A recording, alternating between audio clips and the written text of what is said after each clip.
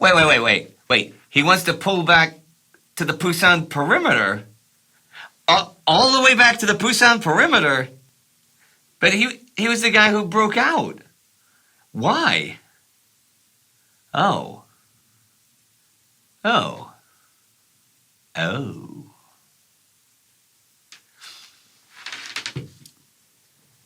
December 17th, 1950. Ned Almond's 10th Corps landed unopposed at Wonsan back in late October, ready for the drive north to the Chinese border. My, how the times have changed. For this week it begins, their total evacuation by sea.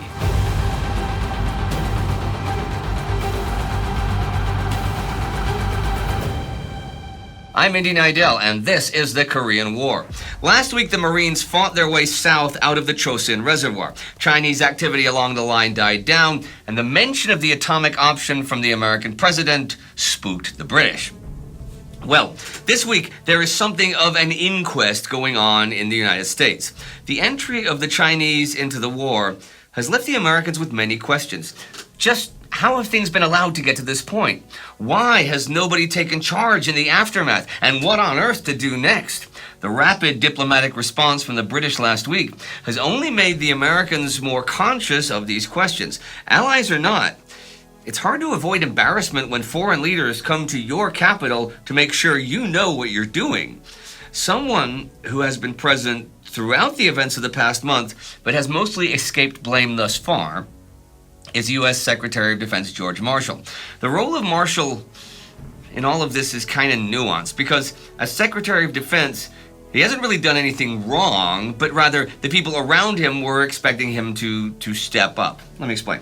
Marshall is one of the most respected men of this era. He is less bombastic and makes fewer headlines than people like UN Forces Commander Douglas MacArthur, but he is regarded as a legend in his own time. His management and planning skills second to none.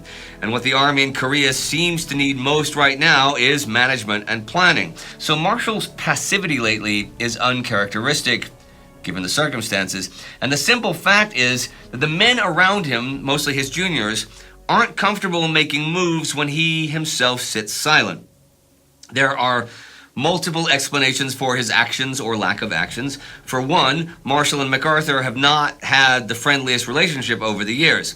Should Marshall undermine MacArthur in Washington at a time when emotions are running high, it might make MacArthur even more vitriolic and unstable than he's lately been. See, MacArthur chooses to believe that people like Marshall are out to get him. So actually being out to get him is only going to prove him right. Another explanation is that Marshall just perceives his role as a more passive one, concerned with supporting the generals and the chiefs, not influencing them. On the surface, yeah, he's not formally a military man anymore, he's a politician, but people still look to him for signals, and he's not giving any. And maybe age is starting to catch up with him. On New Year's Eve, he's going to be celebrating his 70th birthday. And anyone who saw him work during the Second World War knows you can't maintain that level of sharpness forever. Maybe now he's just starting to slip. One officer who is becoming increasingly angry with the Korean situation and who does seem to have the will to do something about it is Lieutenant General Matthew Ridgway. Now, with the front collapsing on them, the troops still at risk, and no clear strategy at hand, Ridgway was appalled by the failure of MacArthur to rise to the occasion.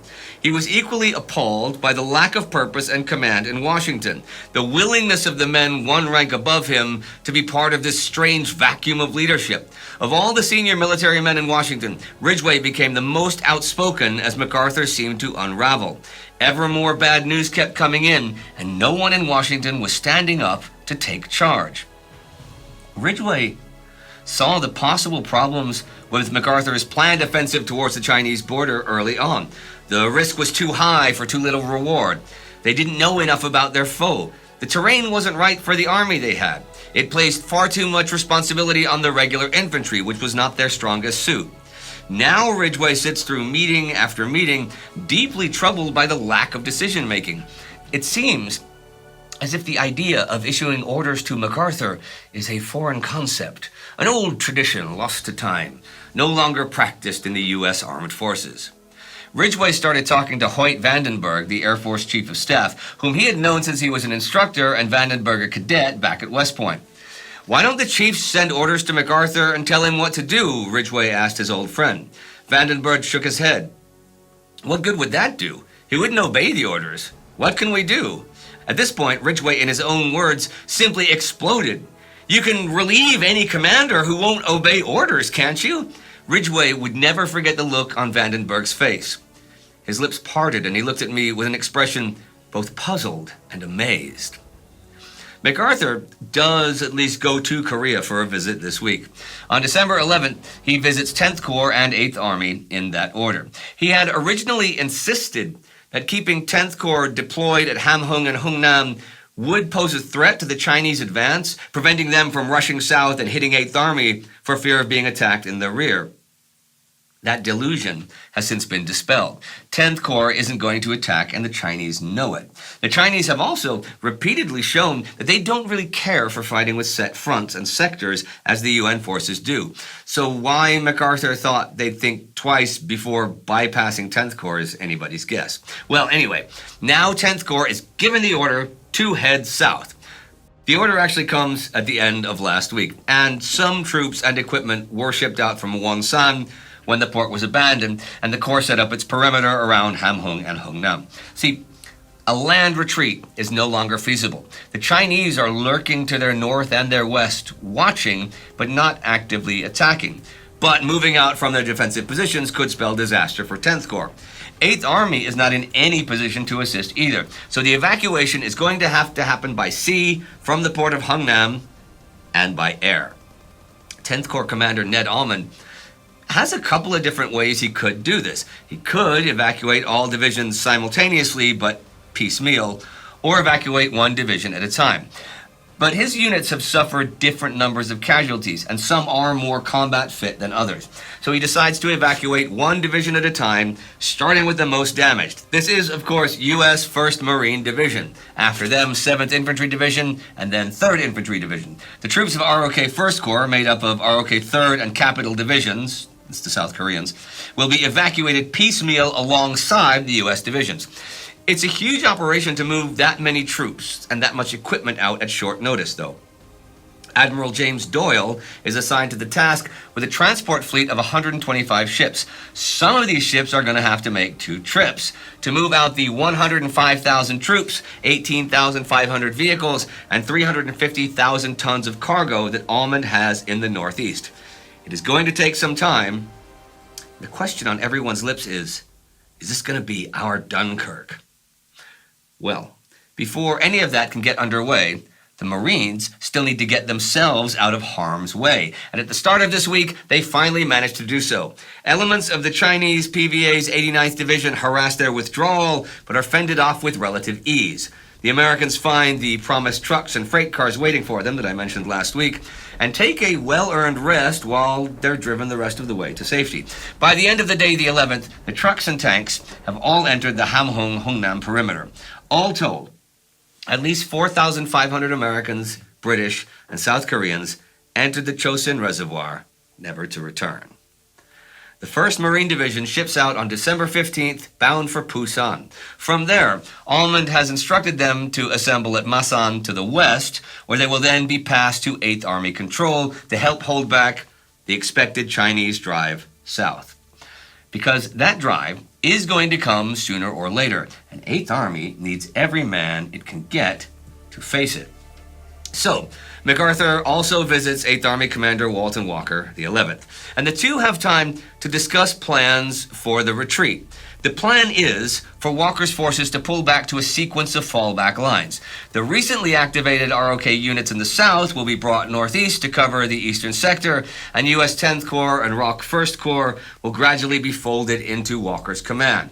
With the front line drawing back, and more divisions trickling in to defend it, hopefully they'll find some kind of equilibrium before having to give away Seoul for a second time. If that turns out not to be possible, then they have many more lines south of Seoul planned and ready to go. At worst, they believe they could hold onto the beachhead at Pusan. Walker, however, would actually like to go straight to the safety of the Pusan perimeter. Yep. Walker attempted to forestall any order to defend Seoul, insisting that tying his forces to the ROK capital would only allow the Chinese to encircle the 8th Army and force a slow, costly evacuation through Incheon. He favored pulling back to Pusan, where once before he had broken an enemy offensive and where now, if reinforced by the 10th Corps, the 8th Army might hold out indefinitely. Maybe that's inflexibility, or just his nature to seek out something reliable after such a chaotic month. Maybe it's something else. It is ever more apparent that Walker is becoming the embodiment of the army under his command. Now, like his men, he only seems to think of survival. He talks more about potential retreats than potential defensive positions, and insists that every unit have a pre-prepared bug-out route at all times.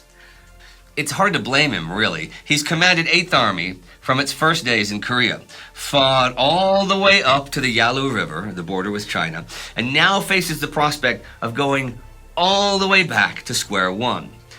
But the front is at least pretty quiet for now. 8th Army is in the process of pulling back to what it calls Line B, the second of the defensive lines. This runs from Munsan along about 80 kilometers of the Imjin River, then through Hwacheon and up to Yangyang on the east coast. U.S. 1st and 9th Corps are to hold the Seoul front, while the center is defended by the newly created ROK 3rd Corps, while old reliable ROK 1st Corps and old unreliable ROK 2nd Corps man the east coast. This is going to take a while to get everyone in position, but they do have a bit of time to play with. The heavy use of motorized and mechanized transport in the U.S. Army is back to now being more of a help than a hindrance, and 8th Army have been able to pull back far quicker than the Chinese have been able to advance. For all the shame and humiliation of the precipitous American flight from North Korea in the winter of 1950, the simple truth remains that the very speed of the retreat saved many units from annihilation and left the 8th Army with forces that could be rebuilt to fight another day. It was bitterly apparent that where the Chinese could catch American troops at that time, they could almost invariably defeat them. But American mobility was not entirely useless. It enabled many thousands of men who would not otherwise have done so to outrun their pursuers and escape to fight better another day. But another problem is starting to emerge. In the lands the UN forces have recently abandoned, KPA units, the North Koreans, are starting to reform. These men have been operating as guerrillas since many divisions were forced to disperse during the UN drive north. Now, with the UN forces gone, they're beginning to transition back into regular units, except they're all a little more resourceful and more experienced now. When battle is joined once again, 8th Army will be fighting them as well as the Chinese. Back in Washington on the 16th, President Truman announces a state of national emergency. For a lot of Americans, this really does come out of nowhere. The state of limited war in Korea makes it something of a sideshow to the majority of Americans. And the threat of the Chinese does not loom large in their minds. Many find themselves more confused than alarmed at this announcement. It contains plans to boost military production and to call up hundreds of thousands of reservists to the active manpower pool. It is to be paid for with an increase in taxes and slight reductions in civilian consumer goods. So, not quite putting the economy on a war footing, but at least partially remobilizing. However, this could take close to a year to start bearing fruit, and 8th Army would have to hold on in Korea that long. And there, I will suddenly leave you for the week. 8th Army continues to pull back, and 10th Corps are shipping out of Hungnam. Inaction continues to plague the Americans both on and off the battlefield, and a defeatist mentality has crept in. But now, at least, they do have a plan, though it's a plan to keep retreating. But that's fine for now. But something is going to have to change, and likely soon, because the Chinese, and now again the North Koreans, are coming. And there's only so much land to retreat to. The U.S. has a history these past few decades of avoiding war where possible, but going all in when war finds them. We saw this 33 years ago and 9 years ago in World Wars I and II. So why does that not seem to be the case here? Why are many American soldiers ready to just throw in the towel?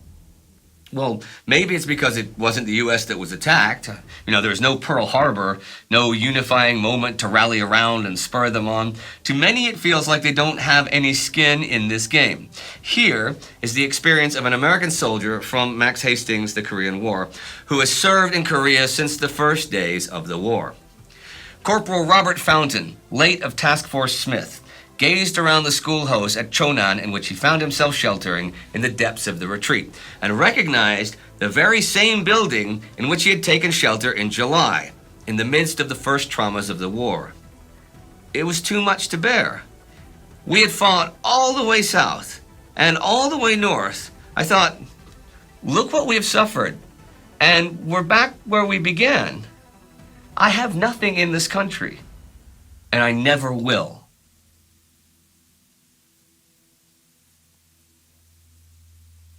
But we at Time Ghost are here in that country with those men, all the men on both sides, to cover this conflict until it ends. And it is because of the Time Ghost Army that we continue to do so. So join the army at timeghost.tv or patreon.com and be a part of this journey. Senor Velasco. I love that name. Senor Velasco is the Army Member of the Week, and these are the newest commissioned officers. And do not forget to subscribe, and I'll see you next time.